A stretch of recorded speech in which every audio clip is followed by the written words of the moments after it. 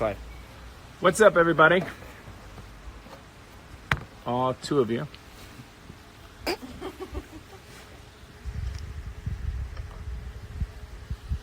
I am jumping on here with my boy Matt Vasgersian, my Sunday Night Baseball counterpart. We're going to talk a little bit of baseball. Baseball's back. Some precaution around COVID-19.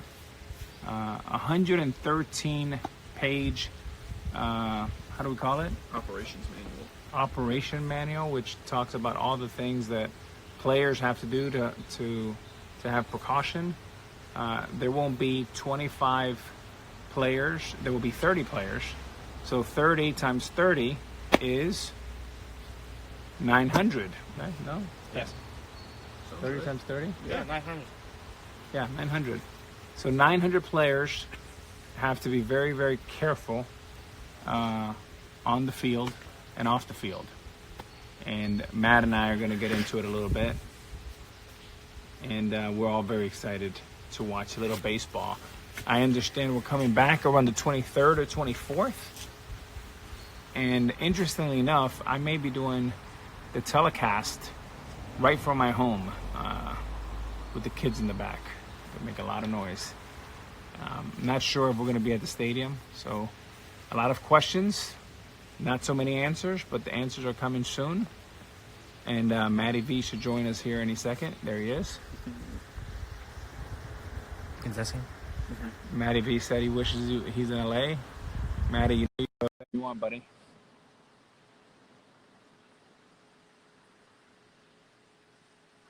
Matty, there he is. There he is. I'm in Jersey. It's totally the same thing.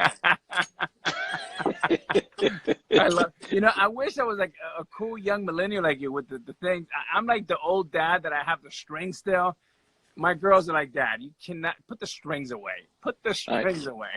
They actually bought me this for Father's Day because they were tired of seeing me strangling myself with the thing and it's getting caught. And I'm with you, man. How's We're old the family, for this Matt? time. How's everyone Everybody's doing? good. Thanks. Everybody's good. We have a senior track team graduation party going on just outside, which actually would make for a much more interesting Instagram live than you and I talking baseball. Let's honest. Absolutely. We Say set up that the again. camera, watch debauchery outside in my home. But I got one leaving for Clemson in less than 2 months. Oh, that's awesome. And yeah, kids are grown up and everything's good, man. How's your group doing? Everyone's good. They've never been rowdier. 12 weeks inside has been way too much. We have way too much testosterone in this house. We have 6 alphas, 6 A1 personalities, and we're ready to rock and roll. But it's been good. I had a great Father's Day weekend. I'm spoiled by the kids, so I'm blessed. All good. Your posts with the kids are warm and awesome, and I know that that's your girls that are digging up all the cool old pictures, and it's fun, man. I never thought I would enjoy Instagram as much as I do, and now I get it. Like, I used to give you all kinds of heck for this, and I get it now. It's kind of fun, and it's kind. I was worried about it not being a kind place, because social media and just the cancel culture and haters, and it hasn't been that. So, and some of the messages are really not. I'm glad that people are kind, for sure. So, you know what I want to get into? Absolutely. Like we talked about doing this because I think people might really be interested in hearing your perspective in the ridiculousness that has taken over in baseball. And luckily we're doing this now, and we agreed to do this today not knowing if we'd have an agreement to talk about.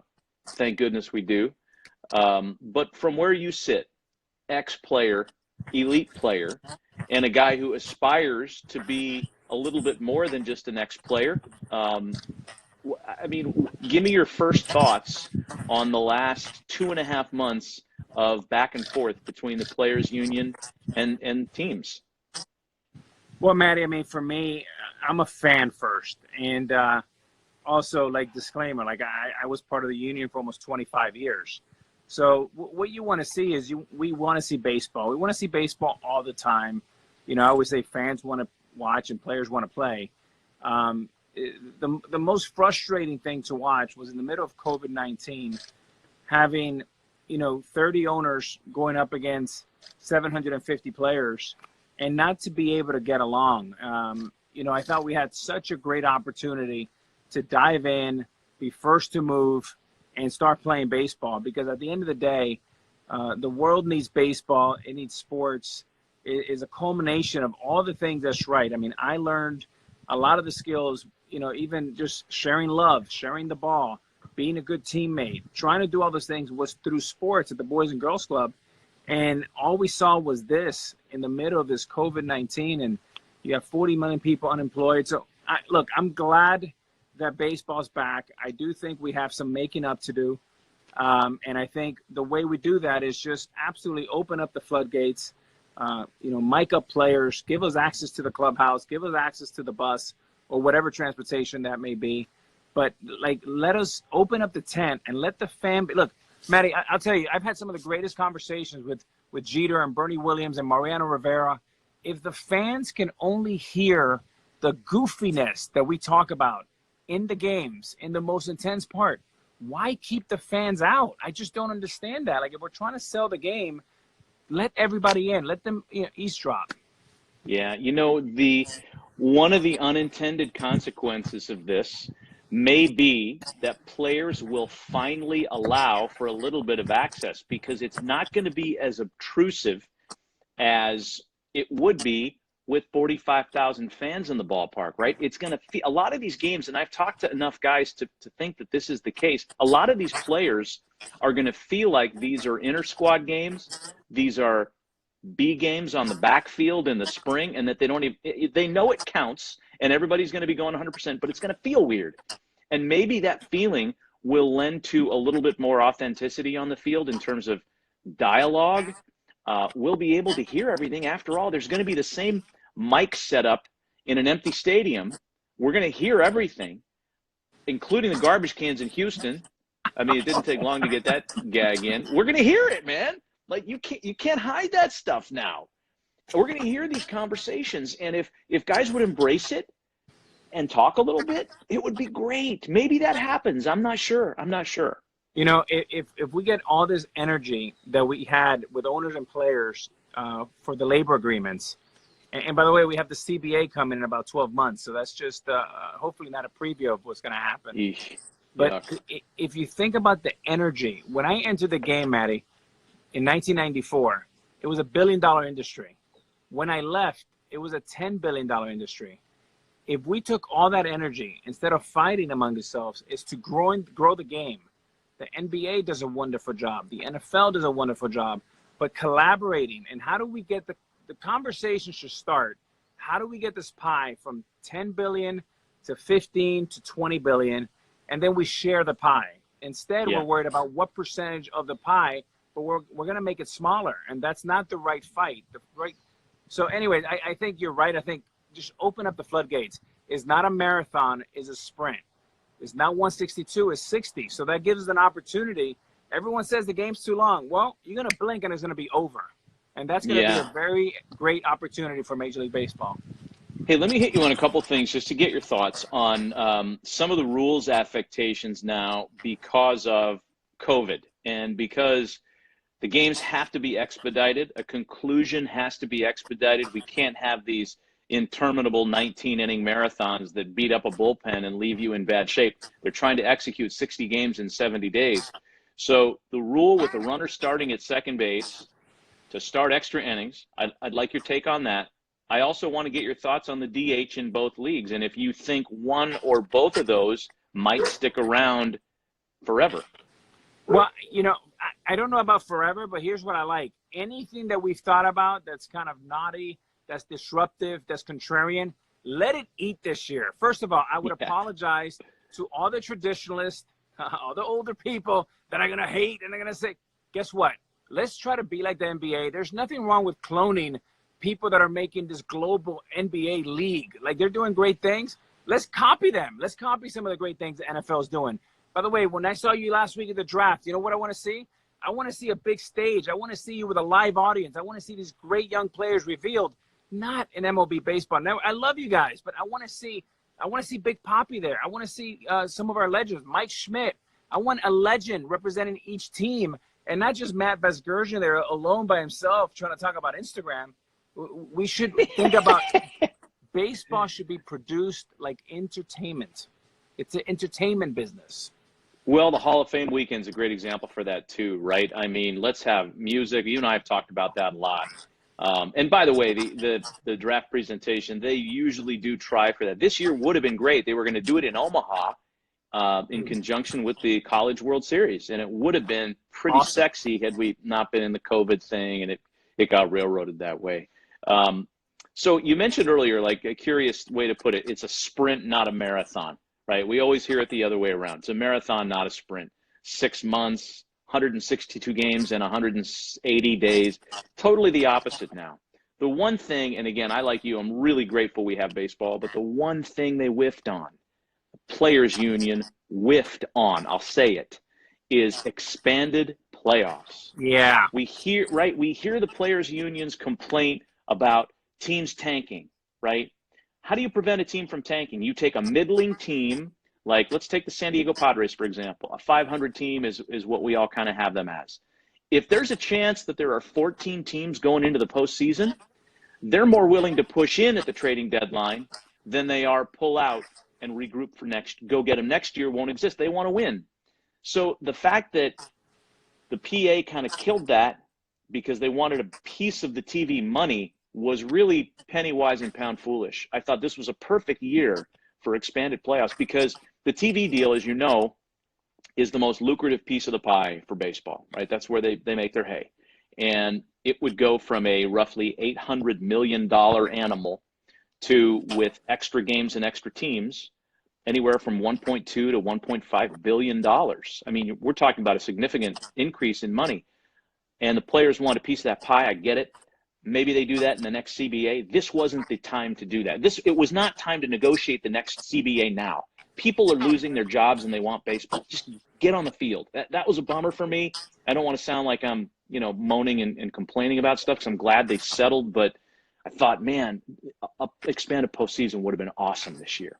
I mean, I love the ideas that they had originally. 30 teams, 16 make it to the postseason.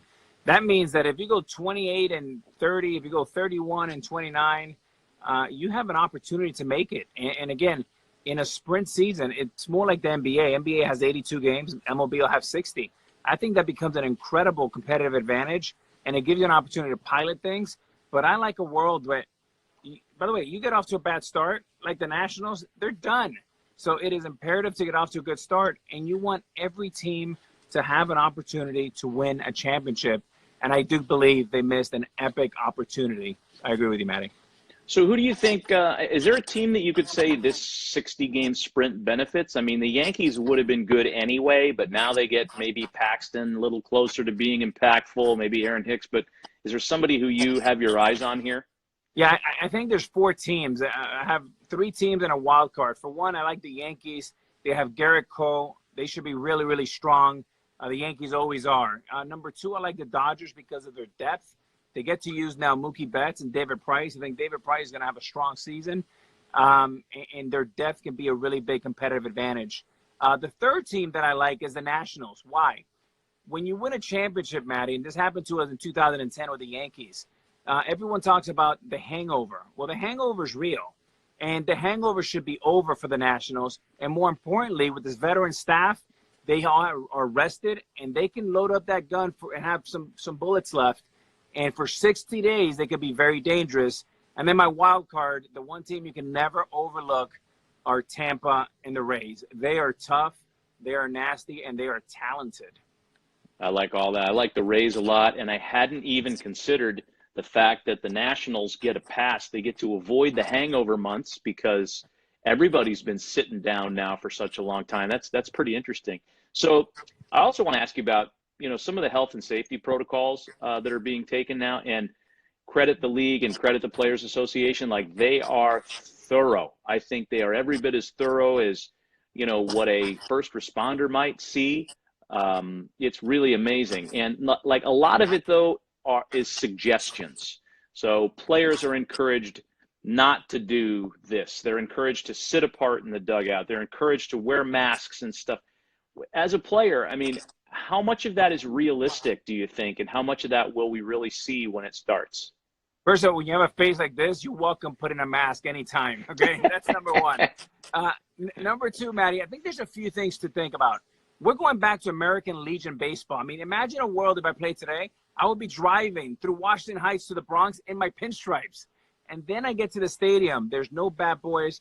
There's no ball girls. There's no spitting of seeds. How do you play baseball without seeds? There's no bubble gum.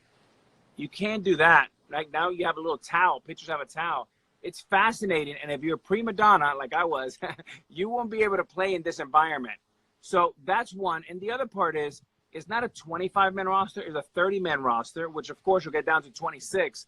But, like, for example, you have 30 Team A, and then you have 30 Team B.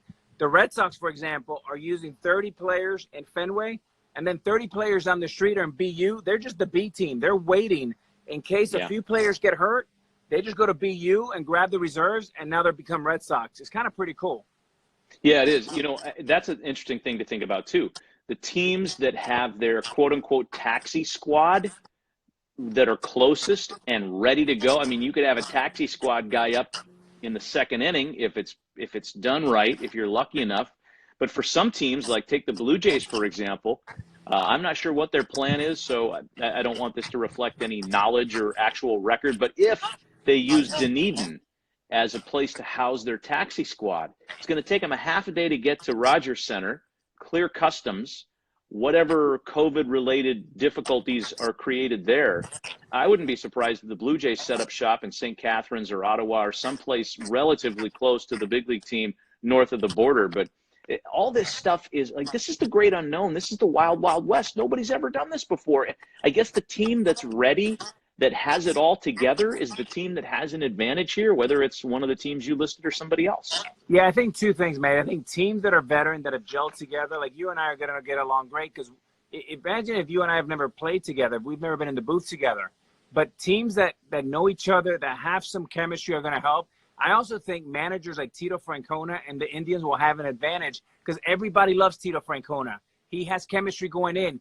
It doesn't take him 7 weeks or 3 months to get chemistry. He's got it day one. Credibility. He's a world champion. All those things will work really well. So it's something to watch early. Yeah, for sure. So you mentioned this for our telecast, right? For Sunday nights, you know, we're scheduled to do, 9 or 10 of these things. And no one's told us this specifically. So again, we're not sure this is the way it's going to go, but the tea leaves are kind of pointing toward us being at home in separate quarters, or maybe you being in a studio in LA, me being in a studio in Jersey or Bristol. I'm going to have you and a monitor here. We're going to have the game here. We're going to have some stats here. When you want to say something, you're going to do this to me, and I'm going to. It's going to be weird, but I'm actually looking forward to it because it's going to be so different. What do you think? I think we should have a sleepover party on Sunday. Then we should be at the same house. Okay. And Moses should come over, and Buster. We should have pizza, some Presidentes. It's going to be great. You know, I'm looking forward to baseball. I got to tell you, in a world where everyone says baseball is so long, I have a feeling this summer fans won't be saying that. They're going to really enjoy every moment of it. And I think, my prediction, and again, by the way, a disclaimer, this is not exactly the New York Times. Whatever we're saying, we're having a lot of fun. We don't have any real information. We're being fans that love baseball, okay? So, right. But Matty, I will say that I hope that we get at least 3 or 4 games where we could be at the stadium. Nothing makes me happier than being at a Major League Baseball park. When I see that green grass, there is nothing better and more epic. Yeah, it's going to be weird, too, if we get to go to the ballpark, right? We're going to be in the booth or wherever. I mean, we could sit wherever, right? No one's going to be in there. We could sit behind the home plate if we wanted to. But there's a chance that what we're saying could actually be heard on the field because it's going to be so hollow in the building, especially if it's in, say, the Trop or, Rogers Center with a roof closed or Minute Maid. It's not as bad as if, say, we were doing an NBA game and you're on the floor and you're commenting on the 10 guys that are right there in front of you. But there's a chance that if somebody kicks one and we say, hey, tough hop for Bregman, but, he's got to have that, or whatever is said, like he could be looking up going, it's going to be weird. That reminds me, in 1994, when I went to Old Tiger Stadium, the famous broadcaster, Ernie Harwell. I would hear his voice because remember that upper deck would almost like hang over home plate. Yeah, and you would hear him. And sometimes we went in there in April and it was snowing, it was cold, there wasn't a lot of people in the stadium, and you can hear, and there was a little delay, and there was a little. It was awesome. It was strange, but you're like, oh my God, he's a legend, and he says that I suck. It's kind of cool the way he says it. It sounds great. That's good. Hey, you mentioned 94, and I want to ask you about this too, because for a lot of younger players, younger fans, this might be the first labor issue in our game that they're aware of. They might know that previous labor issues existed. Early 80s was bad, you know, going back to testing the free agent clause of the reserve clause with Flood and Messersmith. You know, labor and baseball have had their hot and cold moments. But you lived through 94 and 95. You were a young bull trying to establish your star in the league. How do you think all this compared to what happened back then? It was the strangest thing, Matty, because we were in Oakland, and I believe it was like August 12th, 1994. And I'll never forget, I think Griffey hit a home run. It might have been his 40th. Now, at the time, Ken Griffey Jr. was like the Michael Jordan of baseball. He was the biggest star in the world when it came to baseball. And they're here. I'm hearing this labor strike, and I didn't even know what that meant. Like, we're going to stop playing baseball for what? And then I understood the story from Marvin Miller to Don Fear and the players going up against the owners. But it was so strange because I had all my teammates going home, and I went to Calgary to play AAA for the Mariners, and I ended my season, and all of a sudden there was no World Series, and it was a very sad, sad moment. We were very fortunate that we had Cal Ripken in the streak. And the next summer, Cal Ripken, on that beautiful night in the summer, Cal Ripken, of course, is my favorite player growing up. He had that great night against the Angels where he went around and broke Lou Gehrig's record. And in many ways, it was the combination of Cal Ripken's streak, and then a few years later, Sosa and McGuire with the home run chase put baseball back on the map. I think today's different. The world's different today. And you got to understand, Matty, back in 1994, we didn't have the explosion of the NFL. We didn't have the NBA being this global, iconic thing. Soccer was not coming as it is so fast. So today, we have Netflix, we have YouTube, we have Snapchat, we have TikTok. Baseball didn't have that in 1994. I think if I was baseball and thinking big picture, I would think international, I would think entertainment, and I would think, how do we grow the game? We don't have the leverage we had in 94 as players. You have to think a little differently, a little bit more democratically, and don't look at the owners as your enemies. Look at owners as your ally and build that pie. That pie needs to grow, and it's going to take a collective effort. Boy, that's the hardest part of the whole pie right now too, is there's such an adversarial kind of air between the two groups, and there's such mistrust between the two groups. And it's almost as though the PA is operating in the sense that if it's good for baseball, it's bad for the players. There are people in that room that feel that way. But were you ever a player rep in your career? No. I should know that. Me? No. No. No. Because I think a lot of fans, like, each team has a rep, and then there is an executive committee of 8, which is made up of 8 additional votes. So there's 38 votes when these things come to the unions, to pass or not. Yeah. And that's what the case was here. So, what the union didn't pass, the last proposal, even though they have an agreement to play, the union said no to the last proposal that the owners made, which, by the way, ironically gave them the 100% prorated salary that they were after. But what the PA didn't want to give up was the right to file a grievance. They felt like they wanted to keep that in their pocket. And again, we're not taking sides here, one or the other. It's just factually, that's kind of what's happening. I'm just glad they figured it out for this year. I agree with you in that, the 2021 CBA is going to be hairy and messy, and man, I just hope that everybody can cool off before then, because there's a sense that they were pre-negotiating that document now with what they were doing during the COVID thing. And if that was the case, it was the wrong timing, because you don't do that in the middle of a pandemic. Now, I will say this: take a step back away from baseball. In business, you never want an industry where you have owners and your employer losing tens or hundreds of millions of dollars. What you want is the opposite. You want your owners to grow the enterprise, and you want to share in that enterprise value. And I feel that they're speaking a different language. And I really hope that as we come up to this next CBA, that the thought is about how do we grow the pie and share it, not on how do we take the pie and keep fighting, because that's going to make the pie smaller. Totally. That's a good sentiment to end that with. So I guess to end on a light note, unless you had something else, I'm trying to read some of the messages on this, and you're more familiar with live Instagram Live than I am. Somebody was asking about the bats back here, so I just want to show you. They're all kind of fake. They're all like, congratulations for 2 years of employment at MLB Network. Here's something you'd never use. There's only 2 real ones here, and I'll show them to you. And then I want to ask you what your favorite piece of memorabilia is. I have 2 of my favorite players here. I don't want to put you on the spot. Sure. This is one of yours. Nice. Okay. All right. Is that legit? Is that really yours? Because I paid for it in an auction. That's legit, baby. I didn't get screwed on that? Okay, good. No, you didn't. That's real. That's real. And I don't know if it's backwards. Is that David Robinson? Who is that? Dave Kingman. Oh, nice. Nice. Dave Kingman was one of my favorites because he was like launch angle, feast or famine, strikeout or homer before it was cool to be that guy. He would be the highest play in the game in today's game. He never made contact. Him and Rob Deere. And when he made contact, it was a home run.